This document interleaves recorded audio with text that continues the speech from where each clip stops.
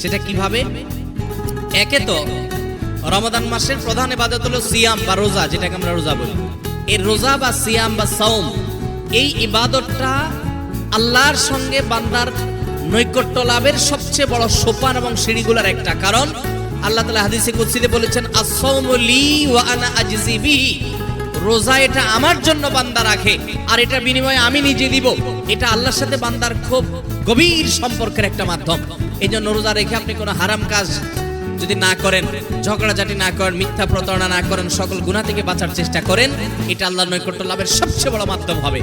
দ্বিতীয় উপায় হলো, আমরা রমজান মাসে সাহরি খাওয়ার জন্য ভোর রাতে সবাই উঠি, ঠিক না বেঠিক? ভোর রাতের এই সময়টা আল্লাহ তাআলা দুনিয়ার আসমানে এসে বান্দাকে ডেকে ডেকে ক্ষমা করেন। 5 ওয়াক্ত নামাজের জন্য আজান দেয় মুয়াজ্জিনরা, আর তাহাজ্জুদের জন্য আল্লাহ তাআলা নিজে ডাকেন, কোনো মুয়াজ্জিনকে দিয়ে ডাকান না। আল্লাহ রাব্বুল আলামিন দুনিয়া আসমানে এসে বান্দাকে ডেকে ডেকে বলেন, আলা মিন মুবতালান ফাউআফি আলা, আলা মিন মুস্তাগফিরিন ফাগফির আলা, তোমাদের মধ্যে কেউ ক্ষমা প্রার্থনাকারী আছে যাকে আমি ক্ষমা করব? কোন বিপদগ্রস্ত আছে যাকে বিপদ আমি দূর করব? আল্লাহ ডেকে ডেকে এগুলো দেন। আল্লাহ নিজে ডাকেন তাহাজ্জুদের জন্য। সেটা আমরা 12 মাস পড়ার সুযোগ পাই না, কিন্তু রমজান মাসে পাই। 11 মাস পাই না, রমজান মাসে পাই। সাহরি খেতে উঠেন, ওই টাইমটাতে আল্লাহর সবচেয়ে কাছাকাছি যাওয়ার সুযোগ হয়। সেজদায় লুটায় পড়েন।